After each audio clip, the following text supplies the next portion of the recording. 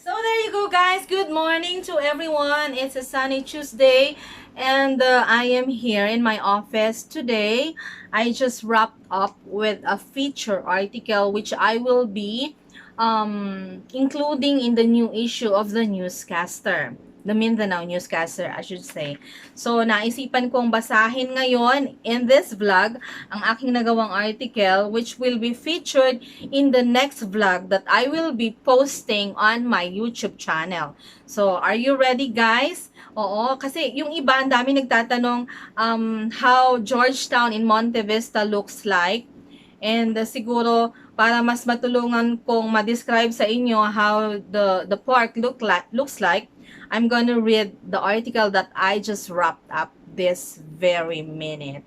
So, napansin nyo, meron akong ring. Feeling ko lang bulawain ng ring ito ng Davao de Oro. So, char-char lang siya. Anyway, guys, are you guys ready? So, let's take it away. Georgetown, an exciting 12-hectare nature park. Bulawanong Davaonons, the people of Davao de Oro, are now set to experience a nature-inspired park that offers a variety of activities and innovations. Georgetown, the newest and freshest amusement nature park, is located in National Highway, Monte Vista, Davao de Oro. The park, laid on a sprawling 12-hectare land with flat, hilly, and mountain slopes, is named after the owner's granddaughter, George. Catchy siya, no? Kasi medyo sounding foreign ang pangalan. The new nature haven in the province offers an array of sites and attractions designed for family, adventures for the young generation, and recreational activities for kids, and yes, the young at heart. There is a plethora of activities to do in the 12-hectare property. The park is a dining outlet, fishing area overlooking a nice and big gazebo, gardens for ornamentals, herbs and flowers, a lengthy hanging bridge where guests can enjoy taking Instagrammable photos. You can find an animal sanctuary where monkeys, a couple of ostrich, dogs, goats, and other birds are in refuge. Congressman Y. Kurat Samora's collection of fowls is also an attraction as they are nestled on the hilly part where you can see an impressive top view of the property. Water sports, fishing, and river cruising is another attraction, especially to the young generation. Significantly, the property is blessed with hilly and mountainy type slopes that makes it perfect for climbing and rough terrain activities. According to Maria Teresa Zamora and Congressman Y. Kurat Zamora, they have yet to build a zip line. So guys, ready na ba mga De Oro ones? Mga Bulawanong Davaonons of Davao de Oro experience zip line.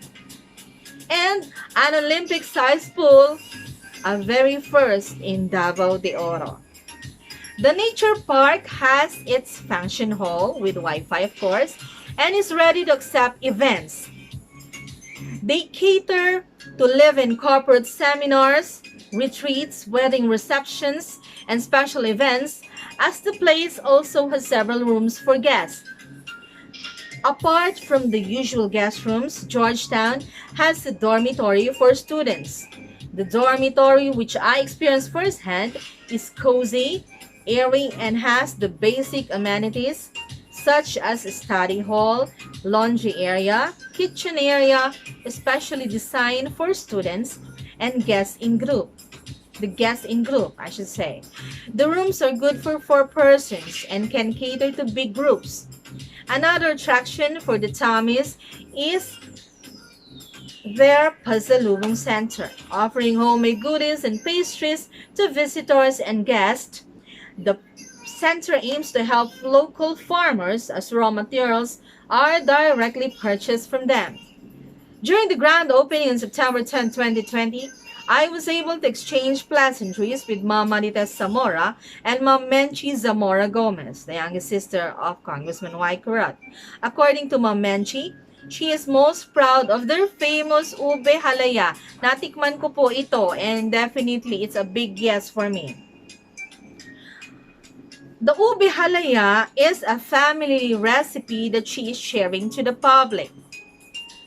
Apart from the yummy ube halaya, they are also selling their own version of macaroons, hopia ube crinkles, ube ensaymada, ube pianono, and the healthy thirst-quenching Wikis calamansi juice. Sa lahat po ng calamansi juice na natikman ko, merong maasim na matamis. This Wikis calamansi juice is so far the best. So definitely babalik po ako doon para mamakyaw. All their products have passed TTI and DFA inspection. The collaborative efforts of both Ma'am Marites and Ma'am Menchie has made their products holistic and viable to the markets as they divulge.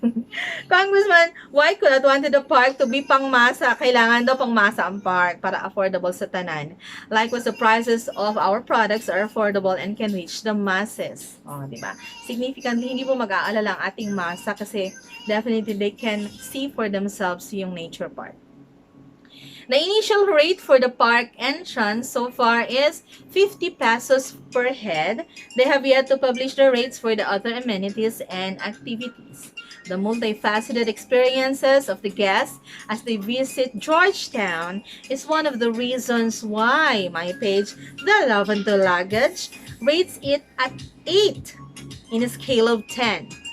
I am leaving the 2 points for the upcoming zip line and swimming pool para makumpleto na po ang stars.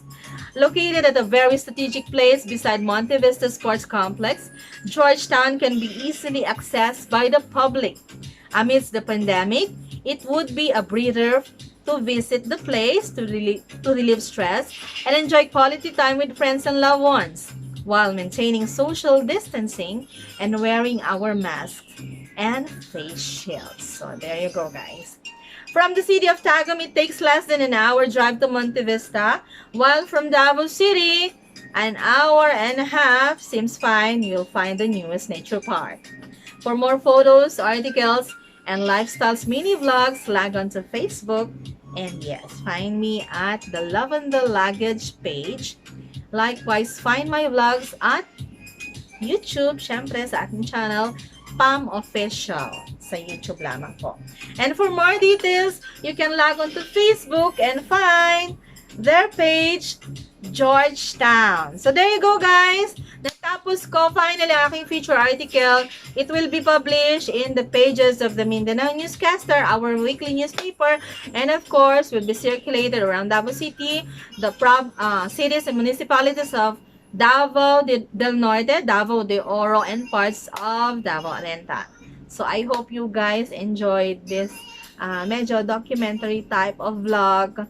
And sana good vibes lang po tayo. Whatever things that happen in our daily lives, let's always remain strong. Let's keep our faith in God and continue to pray. Whatever health issues we encounter every day, isipin lang natin na nandyan lang si God para palakasin tayo, especially na hindi tayo bumibigyo sa Kanya. So there you go, guys. Tapos na po tayo sa ating vlog. And I hope you guys join me in yet another informative vlog sa susunod pang mga kabanata ng ating araw-araw. It's 5 days to go before my 45th birthday. 45 ha, kasi fabulous lang siya. So there, I hope you guys enjoy this vlog so as much as I did. Thank you guys. Thank you guys.